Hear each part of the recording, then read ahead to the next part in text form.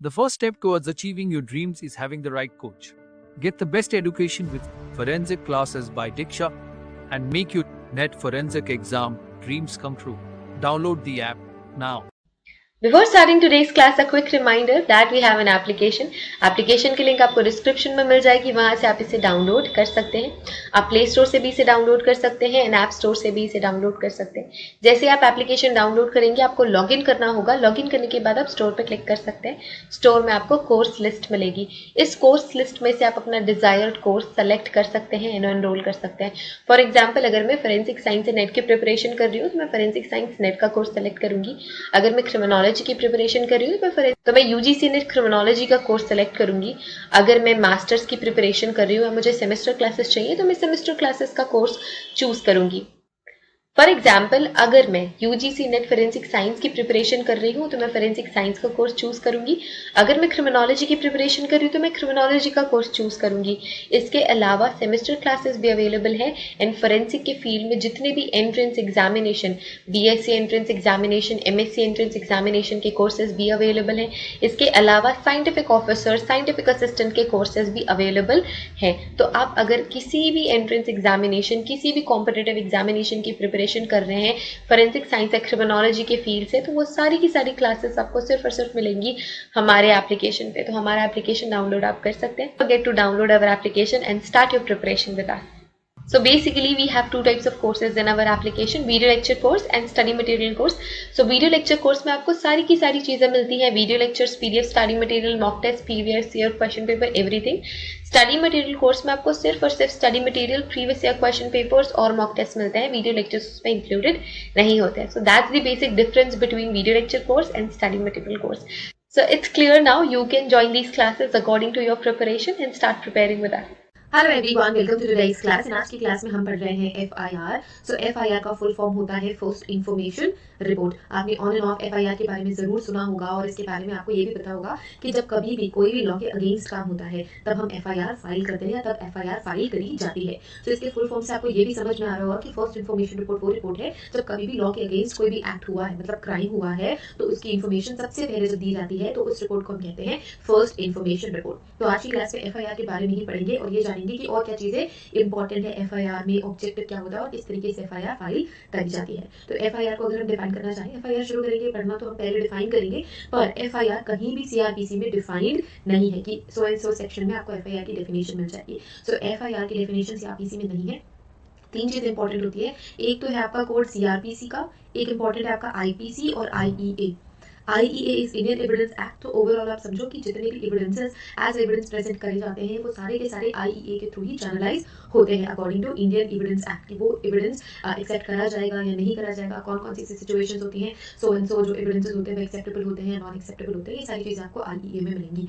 IPC पीनलाइजेशन का code है. पीनलाइजेशन मतलब पनिशमेंट. अगर कोई पर्टिकुलर पर्सन एक तरीके का क्राइम करता है तो उनको ये पनिशमेंट मिलेगी. अगर कोई मर्डर करता है तो ये पनिशमेंट मिलेगी. अगर कोई किडनैपिंग करता है तो ये पनिशमेंट मिलेगी. ये सारी चीजें आपको आईपीसी में बताई गई है, इंडियन पीनल कोड. और सीआरपीसी क्या है? सीआरपीसी प्रोसीजरल कोड है. इसमें प्रोसीजर बताए गए हैं. डिफरेंट डिफरेंट क्राइम्स के लिए we have different procedures which is given by CrPC. तो सीआरपीसी में ही मल्टीपल डेफिनेशंस है, बट एफआईआर की डेफिनेशन सीआरपीसी में नहीं है. बट अगर हम नॉर्मली डिफाइन करना चाहें सीआरपीसी को तो हम कह सकते हैं. बट अगर हम नॉर्मली डिफाइन करना चाहें आईपीसी को तो हम कह सकते हैं it is the report which is first recorded by the police that is relating to the commission of a cognizable case. So offence को कॉग्निजेबल होना ही चाहिए. मैंने एक ऑलरेडी वीडियो में आप सभी को समझाया है कि what is cognizable offence and what is non cognizable offence. तो एफआईआर रिकॉर्ड करी जाती है in the situation of cognizable offence. Okay, is the first information report which is giving information on the cognizable crime. जब कोई भी cognizable offence हुआ है, cognizable crime हुआ है, तो उसकी सबसे पहली इन्फॉर्मेशन जब पुलिस को दी जाती है तब हम इसे कहते हैं एफआईआर. और ये रिटन मैनर में रिकॉर्ड करी जाती है. It's really very important to record it in the form of document. अब और कौन कौन से ऐसे पॉइंट्स हैं जिनके थ्रू हम एफआईआर को डिफाइन कर सकते हैं. So it is a piece of information given to the police officer. हम क्या कर रहे हैं? We are giving a piece of information to the police officer. हम पुलिस ऑफिसर को एक पर्टिकुलर पीस ऑफ इंफॉर्मेशन दे रहे हैं. इसके अलावा information must relate to cognizable offence. अब ये जो जिस इन्फॉर्मेशन को आप दे रहे हो वो ऑफेंस क्या होना चाहिए? कॉग्निजेबल ऑफेंस होना चाहिए. ठीक है, इसका नेचर कैसा होना चाहिए? इसका नेचर कॉग्निजेबल नेचर होना चाहिए. कॉग्निजेबल ऑफेंस होना चाहिए. Then we have it as a piece of information that is informed which is reported first time in the point of time. और ये सबसे पहले, अब इसका नाम ही FIR है, सॉरी, अब इसका नाम ही FIR है, तो ये पहली इन्फॉर्मेशन होनी चाहिए, है ना. आप सबसे पहले तो क्या करोगे, ये देखोगे कि कॉग्निजेबल ऑफेंस होना चाहिए, अब तब आप FIR फाइल करोगे. पुलिस ऑफिसर को सबसे पहले इन्फॉर्मेशन देते हो, तो this is the first information, सबसे पहली इन्फॉर्मेशन. ऐसा नहीं कि 4 लोगों ने जाके ऑलरेडी रिपोर्ट कर दिया है, आप फिर जा रहे हो FIR करने, तो ऐसे में FIR हम नहीं मानेंगे. Okay, the victim of cognizable offense or someone or his and his behalf information and lodges a complaint with the police. अब क्या और होना चाहिए कि या तो जो विक्टिम है जिसके ऊपर ये कॉग्निजेबल ऑफेंस हुआ है, जिसने वो कॉग्निजेबल ऑफेंस झेला है, वो जाके वो फर्स्ट इन्फॉर्मेशन रिपोर्ट दे सकता है, उसके बिहाफ में कोई जाके फर्स्ट इन्फॉर्मेशन रिपोर्ट दे सकता है. अगर विक्टिम उस कंडीशन में नहीं है या फिर विक्टिम की भी ऐसी सिचुएशन नहीं है कि वो पुलिस स्टेशन जा सके या पुलिस के पास जा सके और इन्फॉर्मेशन दे सके, तो उसके बिहाफ में कोई भी पर्सन जो कि जिसने वो क्राइम देखा है, जिसने वो crime evidence like as evidence वहाँ पे प्रेजेंट था, वो तो हम इसे विटनेस भी बोल सकते हैं, एविडेंस किया है या फिर उसे पता है कि क्या एग्जैक्टली हुआ है, तो वो जाके फर्स्ट इन्फॉर्मेशन रिपोर्ट पुलिस को दे सकता है. तो ये सारी चीजें इंपॉर्टेंट है. अब नाउ ऑब्जेक्ट क्या है, what is the object. Okay, so आप ये बोल सकते हो इट्स ऑब्जेक्टिव. ऑब्जेक्टिव क्या है, ऑब्जेक्ट हम इसके बाद पढ़ेंगे, what are the different objects. ठीक है, सो ऑब्जेक्टिव क्या है, the main objective of filing FIR is to set a criminal law in motion. So जो हमको क्रिमिनल लॉ और सिविल लॉ दिया गया है, सो क्रिमिनल लॉ को मोशन में लाना इसका काम है. कि जब तक पुलिस को पता रहेगा ही नहीं कि XYZ क्राइम हुआ है, तो पुलिस इन्वेस्टिगेशन केसेस शुरू करेगी. तो एक इन्फॉर्मेशन की जरूरत तो उनको भी है ना, ताकि वो ये जो क्रिमिनल लॉ है उसको मोशन में ला सके, उसको शुरू कर सके, कहीं ना कहीं से इस प्रोसेस को शुरू किया जा सके. And also enable the police officer to start investigation. Yes, और पुलिस ऑफिसर की इन्वेस्टिगेशन शुरू हो सके उस पॉइंट से to the particular crime which is committed, and that person और that police person can collect all the possible piece of evidences as soon as possible. अब आपने ये भी पढ़ा होगा कि क्राइम सीन को जितने जल्दी से जल्दी प्रोसेस किया जाए, उतने ही ज्यादा एविडेंस मिलने की जो प्रोबेबिलिटी है वो होती है, और इसके अलावा अच्छे एविडेंस मिलने की प्रोबेबिलिटी होती है.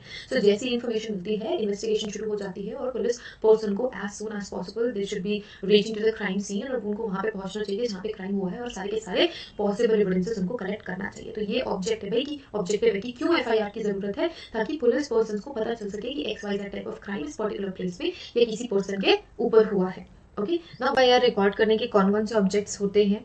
सो to inform the district magistrate को इन्फॉर्मेशन देनी होती है, डिस्ट्रिक्ट सुपरिटेंडेंट ऑफ पुलिस को इन्फॉर्मेशन देनी होती है, जिनकी ये रिस्पॉन्सिबिलिटी है कि किसी पर्टिकुलर एरिया में पीस मेंटेन करके रख सके, उस एरिया में पीस रहे, कोई ऑफेंस ना हो, कोई क्राइम ना हो, तो इनको इन्फॉर्म करना इंपॉर्टेंट है. To make known the judicial officers before whom the case has be ultimately tried.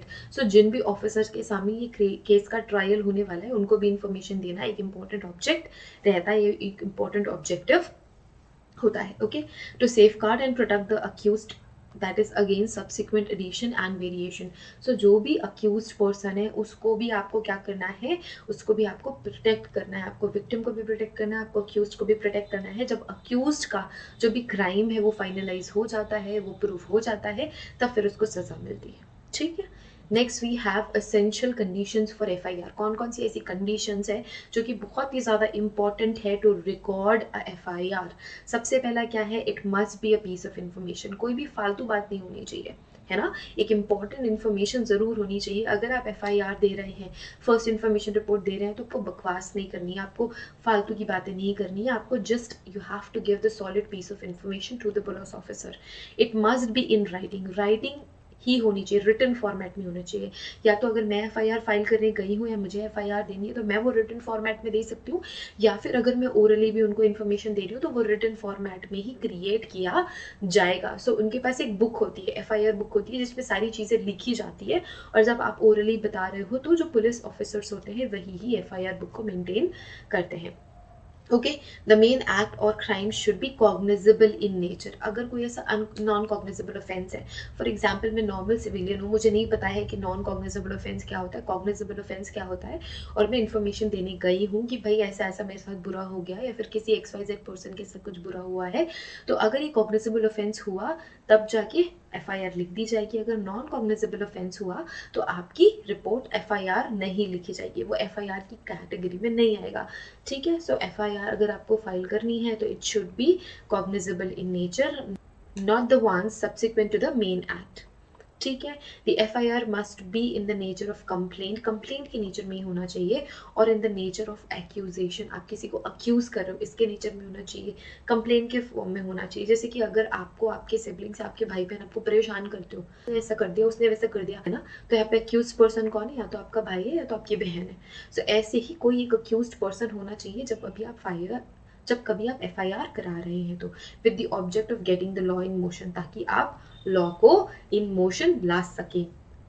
Okay, now what is information, now what is cognizable offence? So cognizable offence, मैंने इतनी बार बोला है कि जब आप FIR फाइल करा रहे हो तो और जो ऑफेंस है वो कॉग्निजेबल होना चाहिए, and it comes under section 154 of section 154 of CRPC किससे डील करता है? आपके कॉग्निजेबल ऑफेंस से डील करता है।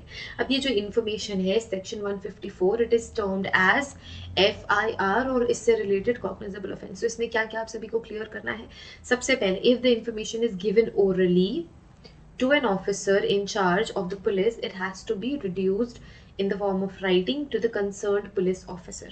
ठीक है, राइटिंग के फॉर्मेट में होना चाहिए। It should be then read